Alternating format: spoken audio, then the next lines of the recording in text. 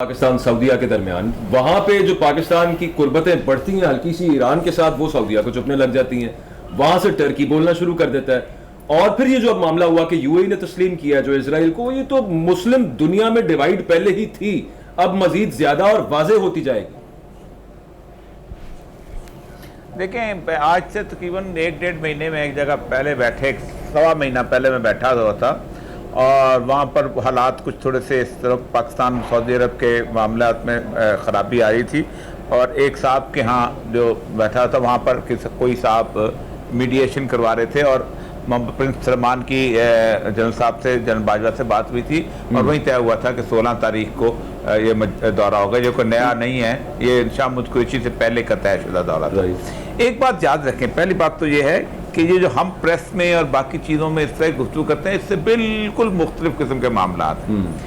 मसला सारा ये है कि एक नया ब्लॉक चाइना अमर्ज करने की कोशिश कर रहा था आज से तकरीबन 1 साल पहले से, और उस ब्लॉक की बुनियादी खसूसियत ये थी कि वो अमेरिका के मुकाबले में एक खिलाफत का एक बहुत बड़ा एंड ब्लॉक होगा, जिसके अंदर तुर्की, पाकिस्तान और मलेशिया को शामिल किया जाना था। और उसके लिए बाकायदा अर्दगान साहब को बाकायदा तैयार किया गया था और किया गया, बल्कि हो गया। उन्होंने अपना सिस्टम उस तरह तब्दील किया, उसी तरह सदारती निज़ाम लेके आए, बाकी चीज़ें हुई।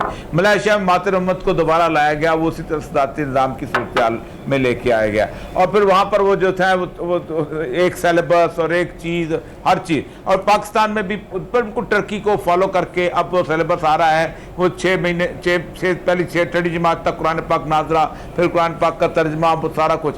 तो वो चाह रहे थे कि एक इनके पहले बॉर्डर आपस में एग्रीमेंट कराया जाए, जिसको कहा जाता है NATO type. NATO type agreement के बाद अगली चीज़ थी वो ये थी कि एक करेंसी या एक किसी यूरोपियन यूनियन की तरह की सूरत हाल, और फिर आखिर में अगर मुमकिन हो तो उसको इसकी जो उस इंटेलिजेंस रिपोर्ट जो है अमेरिकन इंटेलिजेंस काउंसिल्स की भी, बाकी भी जो है वो चाहिए थी, जिसपे सऊदी अरब ने, आपको याद होगा, पहली डांट उस वक्त पड़ी है आपको कि आप क्या करने जा रहे हो, आप उम्मत मुस्लिमा के अंदर एक और ब्लॉक कर रहे बनाने चल। आपको याद होगा कि इमरान खान साहब खुद गए थे और फिर वादा करने के बाद मलेशिया नहीं जा सके थे, ठीक। और फिर उसके बाद आप मुझे बताइए, हम कहां से कश्मीर में इतने सेंसिटिव बन गए हुए हैं कि सऊदी अरब ने एक बयान नहीं दिया और हमने जनाब कहा कि नहीं 1 अरब रुपया भी पैसा वापस ले लो और ये कर लो। हम नहीं जानते पाकिस्तान की फॉरेन पॉलिसी को, हम नहीं जानते पाकिस्तान का बहुत इंपॉर्टेंट है। जो आपस में ताल्लुकात हैं, वो आपस में उनके मफादात क्या होते हैं, बिजनेस उनका क्या होता है, उनके एक दूसरे के साथ टाइज इस बुनियाद पर होते हैं कि किसी को किसी से खतरा हो सकता है तो कहीं पर किसी को फायदा हो सकता है। ऐसे में औरिया मकबूल जान साहब, एक सवाल मेरे जहन में उठता है, एनलाइटन कीजिएगा मुझे भी, देखने वालों को भी, वो ये कि जब मईशत के ताल्लुकात हैं, जब पैसे के ताल्लुकात हैं, जब अपने मफादात के ताल्लुकात हैं, तो ऑर्गेनाइजेशन ऑफ इस्लामिक कंट्रीज से बेहतर है कि रीजन्स की ऑर्गेनाइजेशंस हों जो एक दूसरे के साथ मफाद रखती हों, वो ज़्यादा बेहतर चलें भी। और ओआईसी ने अब तक ऐसा सच कोई खास तीर मारे भी क्या है? देखें, पहली बात तो यह है कि कोई भी इस तरह की ऑर्गेनाइजेशन, खा यूनाइटेड नेशंस हो, खा वो अफ्रीकन यूनियन हो, अफ्रीका जो बनाई थी, खा वो ईसी हो, खा ओआईसी हो, खा एशियान हो, किसी ने कुछ नहीं किया। ये मतलब सिर्फ आप इस्लामिक ऑर्गेनाइजेशन, इस्लामिक कॉन्फ्रेंस को आप मतून नहीं ठहराए, ये बनाई जाती है इसीलिए कि कोई काम ना किया जाए। बुनियादी तौर पर जब आप किसी मुल्क जो है, जब मिल के एक ब्लॉक बनाते हैं, एक करेंसी पे आते हैं, जब यूरोपियन यूनियन बनाते हैं, तब चेंज होती है। जब तक वो यूरोपियन यूनियन जो है वो मुकम्मल तौर पे एक ऑर्गेनाइजेशन ऐसी रही जो कि ब्लॉक रही, कुछ भी नहीं कर सकी। अफ्रीकन यूनियन कितनी बड़ी है, कदाफी तक जैसे लोग सदर बन गए, मजहब की बुनियाद पे तो कोई एशियान, ये सारे की सारी जो नहीं, कोई भी नहीं बनता, ये ऑर्गेनाइजेशन कोई भी नहीं, कंट्रीज तो मजहब की बुनियाद पे। अच्छा, और ये मुल्क भी आपस में ना जुड़े हुए हैं, ना कोई होमोजेनिटी है इनके अंदर। बाकी ऑर्गेनाइजेशंस तो कम से कम मुल्क तो आपस में जुड़े हुए हैं, कहीं ना कहीं से कनेक्टिविटी तो है। ये नॉन लाइन मूवमेंट जो बनी थी, कौन सा मुल्क जुड़ा हुआ था? वो मूवमेंट और यूगोस्लाविया कहां खत्म भी हो गई, नेहरू का टीटो, नॉन लाइन कितनी बड़ी मूवमेंट थी, खत्म हो गई। क्या कर लिया उसने? कुछ नहीं किया, इसी वाला काम हो गया ना। नहीं, खत्म नहीं रही, कैसे ओवैसी नहीं वही रही, उसी तरह रही, सिर्फ तकरीरें करके वापस आते रहे। कितनी बड़ी मूवमेंट थी ऑनलाइन मूवमेंट, आप सोच सकते हैं। उसके बाद जो उसने बनाई थी, कास्ट्रो ने बनाई थी जो वो मूवमेंट, कोई ऐसी बात नहीं। और पहली बात यह है कि आप ये जिनको इस्लामिक मुल्क कहते हैं ना, मैं इनको इस्लामिक मुल्क नहीं कहता, इन सारों के ऊपर सेकुलर लिबरल डिक्टेटर बैठे हुए हैं। आप क्या समझते हैं सीसी जो मुसलमान हुक्मरान है?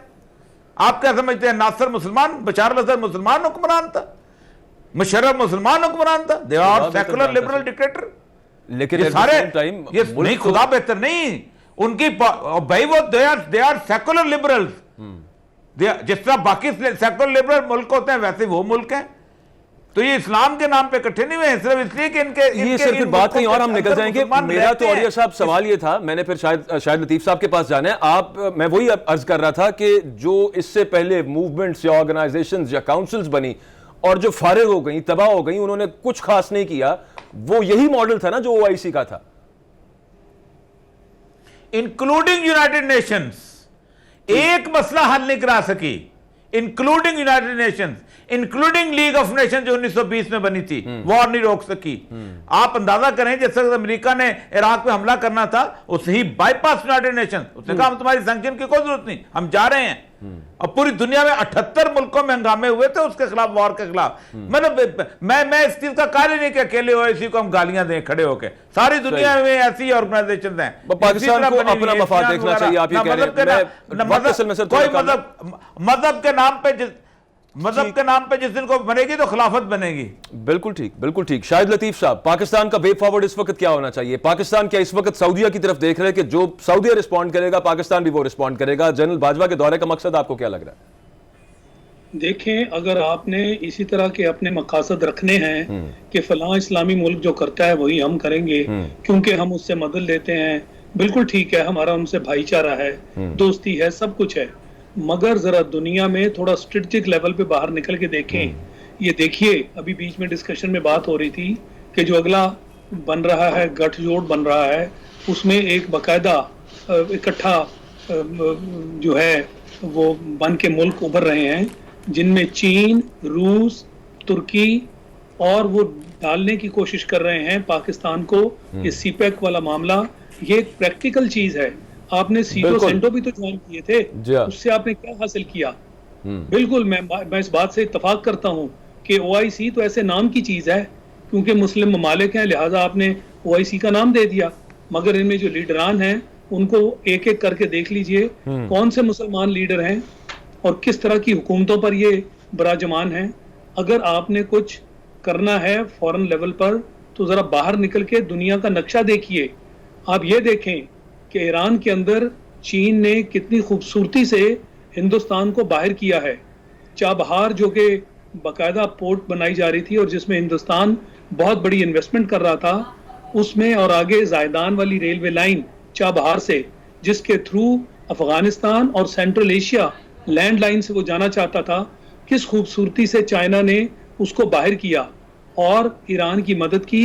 उनसे तेल भी ले रहे हैं, उनके साथ बहुत सारे उन्होंने इस वक्त वो कॉन्ट्रैक्ट्स किए हैं जिसके तहत ईरान की जो मुश्किलात वही बात सर, मतलब आप प्रैक्टिकली अपना मफाद कहां पे, अपना फायदा कहां पर है वो देखना है पाकिस्तान को, ना कि ये देखना है कि कोई और मुल्क कहां पर देख रहा है।